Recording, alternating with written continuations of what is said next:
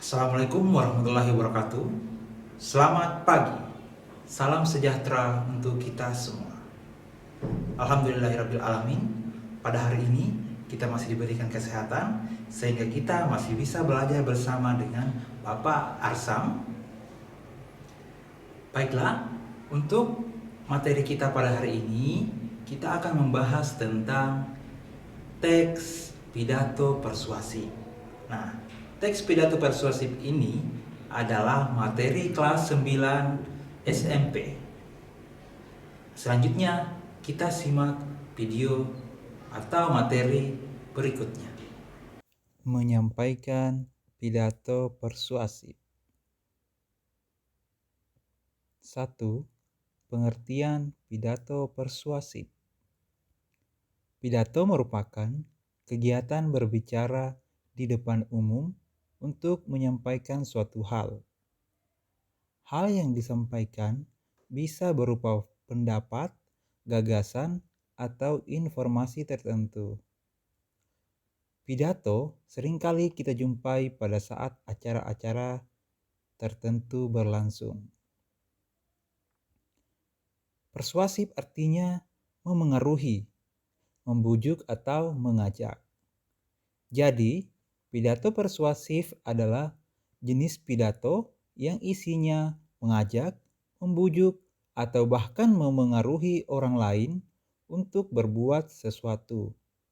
Hal ini dilakukan agar orang lain tersebut dapat berubah dan mengikuti pesan yang ingin disampaikan oleh orator atau pembicara. Jenis pidato dari segi penyampaian. Yang pertama adalah pidato impromptu. Artinya, metode penyampaian pidato ini merupakan penyampaian tanpa persiapan naskah, catatan kecil, atau menghafal sebelumnya. Penyampaiannya bersifat dadakan. Yang kedua adalah memoriter. Yaitu metode berpidato dengan menghafalkan naskah pidato terlebih dahulu. Kemudian yang ketiga adalah manuskrip, yaitu teks pidato dengan menggunakan naskah, di mana juru pidato membacakan naskah pidato yang telah disiapkan dari awal sampai akhir. Dan yang terakhir adalah extemporer, yaitu berpidato dengan terlebih dahulu menyiapkan garis-garis akbar konsep pidato yang akan disampaikan. Pidato akan menarik apabila sang orator mampu menyampaikan isi pidato dengan yang pertama, vokal yang jelas dan lantang. Yang kedua, intonasi yang tepat. Nah, intonasi di sini adalah nada, tempo, dan jeda. Dan yang terakhir, memainkan ekspresi, yaitu roman, kontak mata, dan gestur. Selanjutnya adalah langkah-langkah menyimpulkan isi teks pidato persuasif. Yang pertama adalah mendengarkan. Nah, mendengarkan di sini artinya kita menyimak isi pidato tersebut. Kemudian, menentukan topik pidato. Nah, kita menyimak apa inti dari pidato tersebut atau topiknya. Kemudian, mencatat butir-butir penting dalam pidato.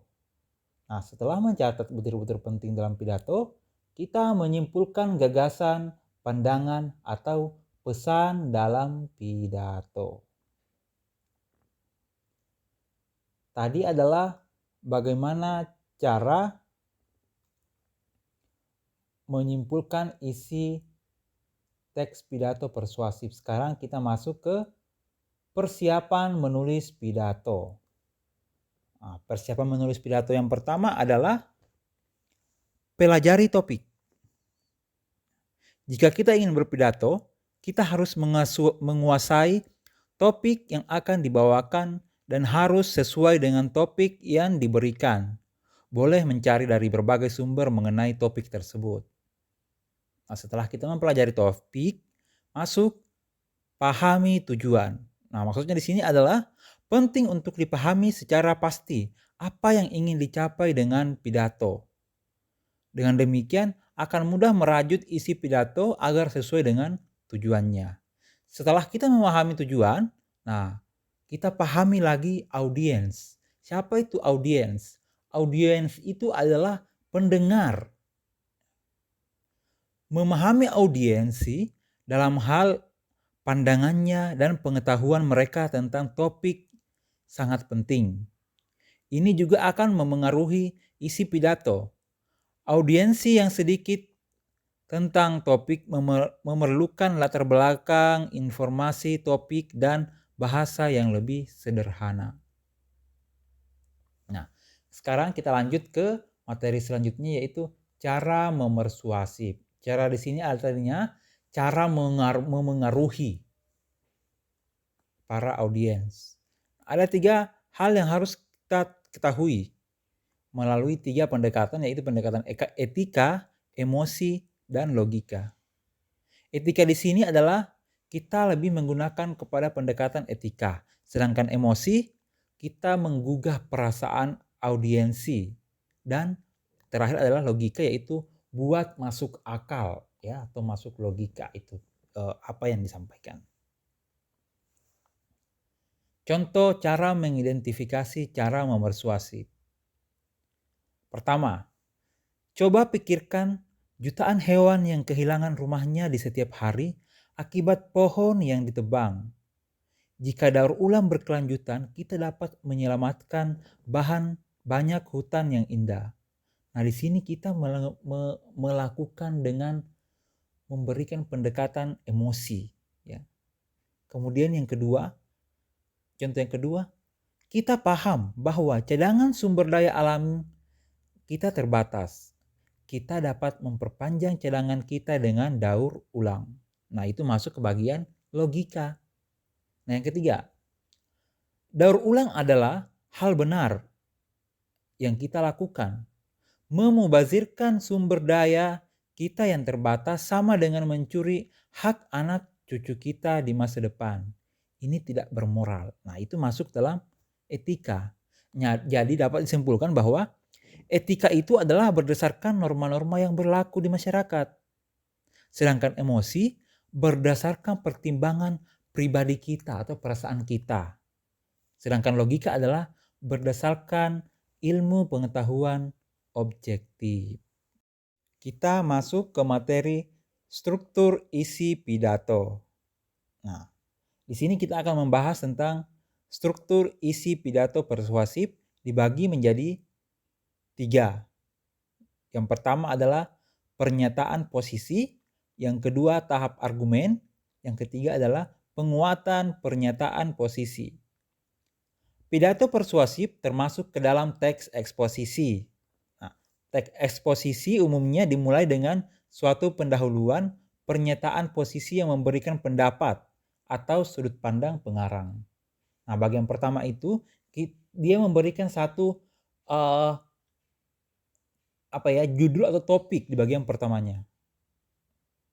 Kemudian memiliki serangkaian selanjutnya itu adalah memberikan serangkaian argumen yang logis yang meyakinkan audiens mengapa posisi itu diambil.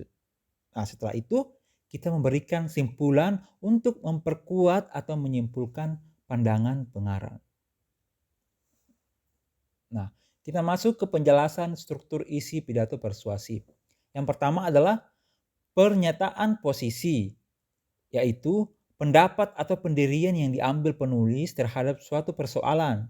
Misalnya, apakah posisimu terhadap persoalan remaja dan bela negara? Nah, itu adalah topiknya yang pertama. Dia berada pada awal. Nah, kemudian yang kedua tahap argumen. Nah, di situ adalah pendapat-pendapat yang dikembangkan dan didukung secara logis. Dibuktikan dengan alasan, contoh, bukti pakar, dan informasi statistik. Nah, setelah itu kita masuk ke penguatan pernyataan posisi. Dikuatkan lagi tadi yang pertama, yaitu pernyataan posisi. Nah, pada bagian ini terletak argumen lebih ditonjolkan. Simpulan posisi berdasarkan argumen yang telah disajikan memperkuat pernyataan posisi. Nah, sekarang yang terakhir kita masuk ke ciri kebahasaan teks pidato persuasif. Nah, terbagi atas 6. Yang pertama adalah nominalisasi atau pembedaan. Kedua, bentuk pasif dan kata ganti orang. Yang ketiga, kosakata emotif. Yang keempat, kosakata bidang ilmu atau istilah. Dan yang kelima menggunakan sinonim. Dan yang terakhir adalah modalitas. Nah, untuk ciri kebahasaan teks pidato persuasif akan dijelaskan pada video selanjutnya atau materi selanjutnya. Demikianlah materi yang Bapak sempat sampaikan. Jika ada yang ingin disampaikan atau ditanyakan, silakan menghubungi kontak di samping. Dan saya akhiri. Assalamualaikum warahmatullahi wabarakatuh. Dan terima kasih. Sampai ketemu pada materi-materi selanjutnya.